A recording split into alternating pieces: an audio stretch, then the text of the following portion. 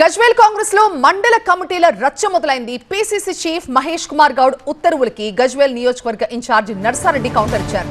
అధిష్టానానికి సవాల్ విసురుతూ తన సొంత కమిటీలు ప్రకటించారు తూమ్కుంట నర్సారెడ్డి.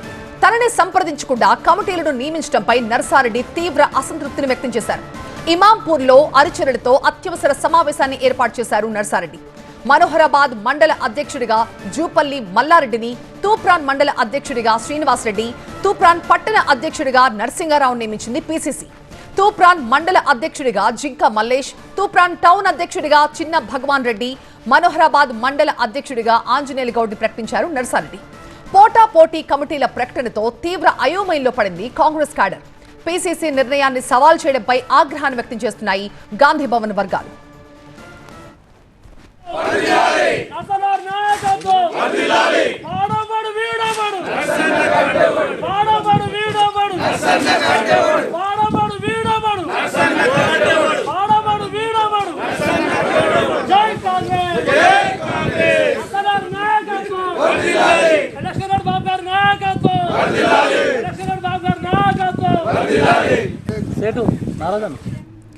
మా ప్రతినిధి శివతేజ మరింత సమాచారం. శివతేజ, పీసీసీ వేసిన కమిటీలు కాకుండా నర్సారెడ్డి సొంతంగా కమిటీలు ప్రకటించడం పట్ల పార్టీ అధిష్టానం ఏమైనా రియాక్ట్ అయిందా? ఏం జరుగుతోంది అక్కడ?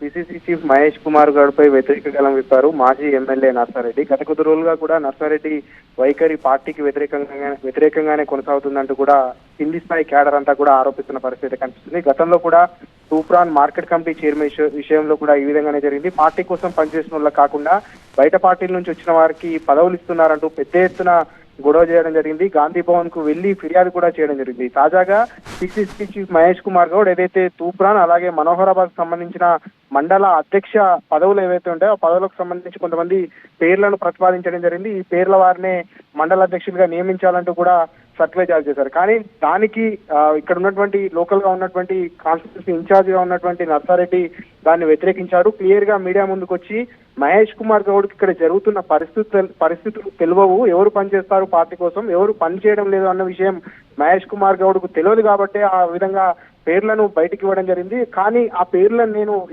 ఏకీభవించను, ఖచ్చితంగా తనకు సంబంధించిన మనుషులు అంటే పార్టీ కోసం ఎవరైతే పనిచేస్తున్నారో వారి పేర్లనే ప్రతిపాదించినట్టుగా క్లియర్ గా చేయడం జరిగింది. అయితే ఏదైతే ఈ విషయాన్ని బయటకు వచ్చిన తర్వాత పీసీసీ వర్గం అంతా కూడా దీన్ని తీవ్ర స్థాయిలో వ్యతిరేకిస్తున్నారు. అక్కడ లోకల్ గా ఉన్నటువంటి కొంతమంది క్యాడర్ కూడా మరి కాసేపట్లోనే నర్సారెడ్డికి వ్యతిరేకంగా మీడియా సమావేశాలను కూడా ఏర్పాటు చేయబోతున్నారు. గతంలో కూడా చాలా వరకు నర్సారెడ్డి ఈ విధంగానే మొండి వైఖరిగా పార్టీకి వ్యతిరేకంగా పార్టీ వ్యతిరేక లైన్ లోనే నర్సారెడ్డి పనిచేస్తున్నారంటూ మరి కాసేపట్లోనే అక్కడ మీడియా సమావేశం ఏర్పాటు చేసి గాంధీ భవన్ లో కూడా నర్సారెడ్డి ఫిర్యాదు చేసే అవకాశాలు కనిపిస్తున్నాయి.